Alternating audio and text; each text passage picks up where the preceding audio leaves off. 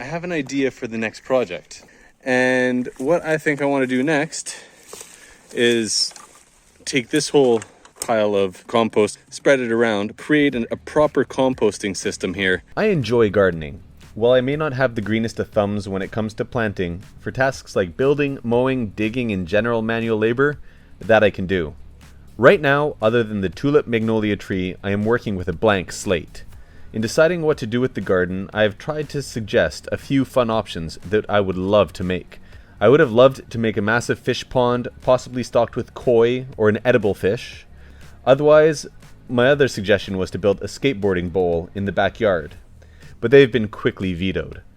Both of these would have been great as they would eliminate the need for mowing, as well as provide an awesome spot to store or melt snow in the winter. One option which has not been vetoed yet is to create a stone garden along the side of the house. As there is limited light and excessive snow buildup in winter, a simple stone garden with gravel and either accent stones or a simple seating area could be an option.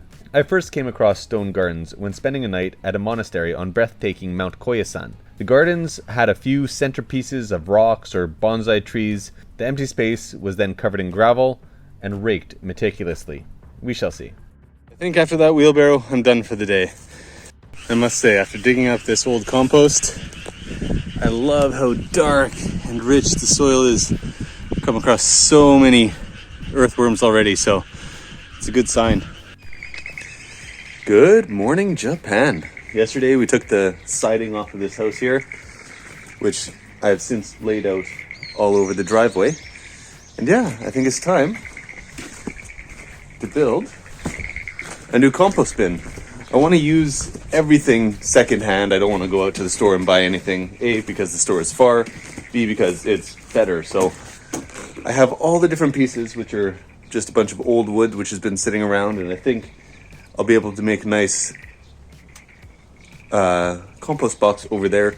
I already have a small one, which is hidden behind the tulips, which is for organic and food waste. This one's going to be mainly for the massive amounts of biomass, like that, the greenery, which will then decompose, get back into soil, and then I'll be able to spread it all around. Okay, let's get started. When I demolished the snow shelter system, I mentioned that the wood was rotten. While this is mainly true, there is still some life in it, for a limited purpose. I've decided to save just the best pieces and use them here. If this solution only lasts for a few years, I am still reusing the material, which is great. Reusing is probably my favorite of the 3 R's of recycling, and it means another bonfire down the road when this system is done. No biggie. At that point, I'm sure I'll have some excess wood from another project to make the next composting system. Given the massive amounts of biomass this region gets, composting isn't the normal practice. While the previous owner had a small composting system for household waste, when it comes to the fields, the general practice is to uproot it and leave it where it lies, and then burn whatever is left once it dries. Many plants which have ugly veggies on them, meaning blemished or not suitable for market, actually just get left behind as well on the upturned roots. This is a bit of a shame, but it all goes back to the soil.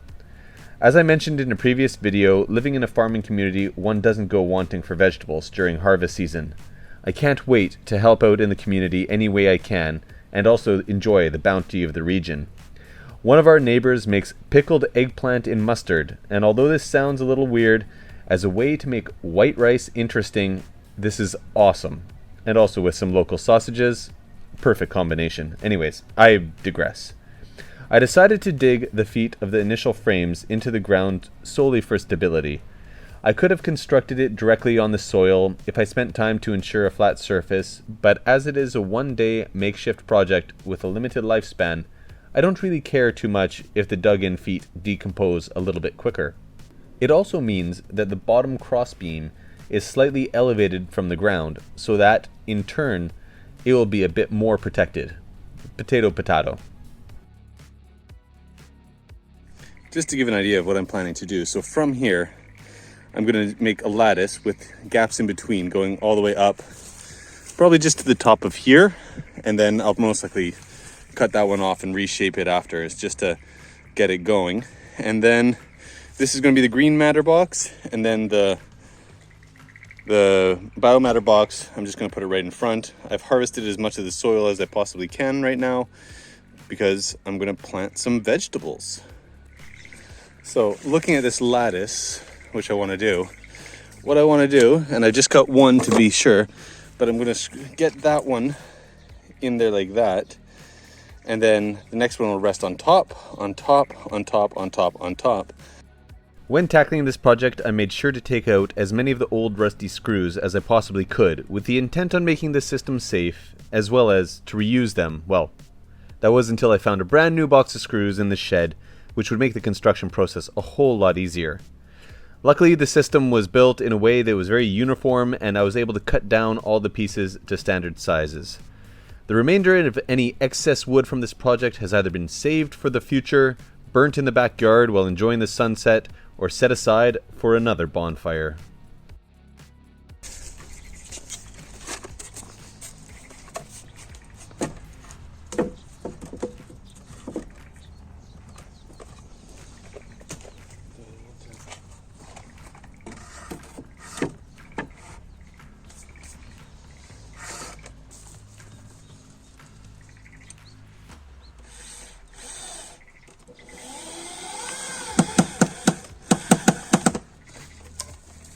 I chose to build with the breathable lattice system mainly because it is what I had growing up as a child, and it's what I know. It worked then, so hopefully and logically it should work now. It's only going to be used for garden waste, and the breathable nature should help with any smell associated with the rotting materials. Although the lattice will most likely slow down decomposition compared to a sealed off heat box allowing for biomass to bubble in its own juices, I'm not really in a hurry. And there is always a 6-month window where everything is blanketed in snow. I guess we will see how this goes and if it survives next year's downfall. The initial compost system I dismantled at the beginning was put in place prior to last year's typhoon Nargis, which went directly overhead. Knowing it was coming gave me a chance to tie down the debris and make sure my grass clippings wouldn't be spread all over my neighbor's rice fields. I was not the only one, as everyone in the village braced for the storm and tied down anything not attached. In the end, there was no damage or issues in the village, only a very loud night with tin roofs rattling in the wind and rain.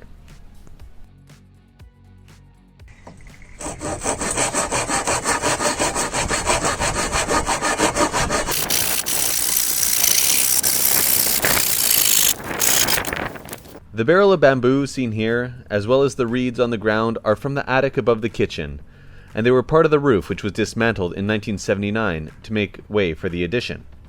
I have no clue what to do with the bamboo, so I will store it for now.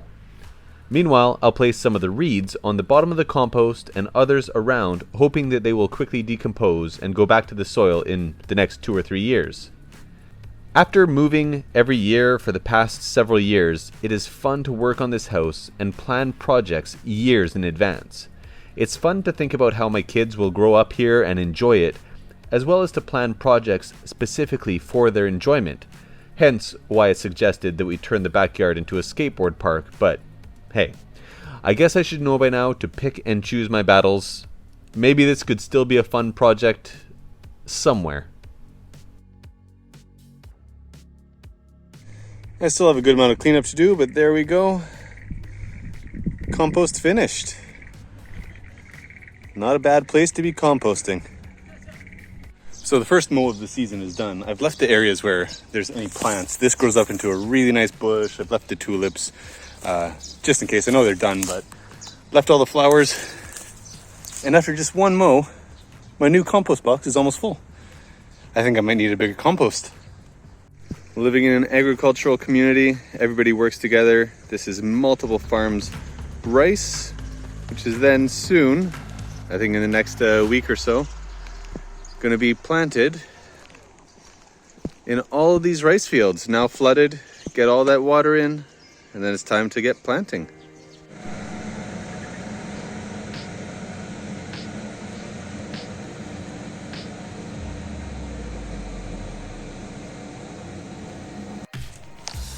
After harvesting all that amazingly beautiful black soil from the compost, I've deposited a bunch right here in one of the sunniest areas of the yard. That's northish facing, I guess. And so what we're going to do is try to plant some seeds and see if they grow by the summer. I got some shishito peppers. I've got some dill.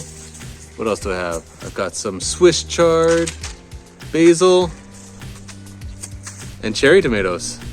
Okay, let's see how it goes.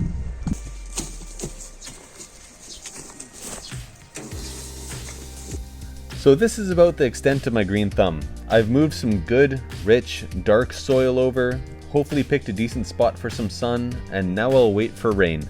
I picked some pretty low maintenance plants, cherry tomatoes and shiso peppers, which will hopefully continue to give throughout the summer, some dill, so I can try my hand at turning delicious Japanese salmon into gravlax, and Swiss chard because my wife bought the seeds and she wanted Swiss chard.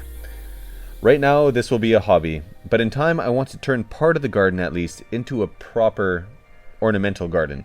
Not just veg, but plants, shrubs, trees, make it look nice. I remember being amazed the first time I came to Japan by the Japanese gardens. Growing up in Canada, I was used to the English style of box hedges and Solomon seal, so visiting places like Kyoto and Nara, seeing the Nihontein, which, although it may sound a little strange, are meticulously cultivated to look completely natural. Imagine moss gardens or natural occurring layers from low-lying plants, shrubs, up to the beautiful Japanese maples and above. So here's my challenge, and I welcome any input you can provide. I am a bit stuck. I am left wondering how I can do this. With meters of snow every year, any plant or tree requires a support system to prevent collapse. The kaki and tulip magnolia trees are already big enough, but anything like a cultivated bonsai, pine, or Japanese maple will require winter rigging, such as teepees over the tree or ropes tying the branches to the main trunk. While I want something that looks natural and varied with texture and color, maybe that will be part of the beauty of this garden, all the work that will go into it.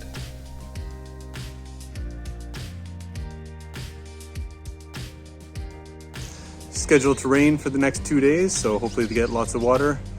Yeah, done.